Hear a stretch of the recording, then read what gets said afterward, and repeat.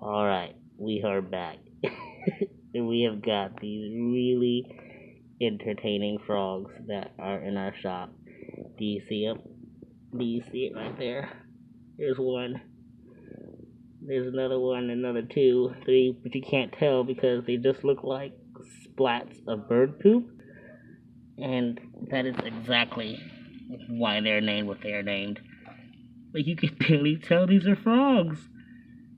These are called literally bird poop frogs. And it is because they look like poop. Just just splats of bird poop. I can't handle it. I can't handle these frogs. They're so cute yet so gross at the exact same time. Uh uh yeah, so I just want to share those with you because they've been cracking me up since they got here. So yeah, there you go. Bird poop frogs.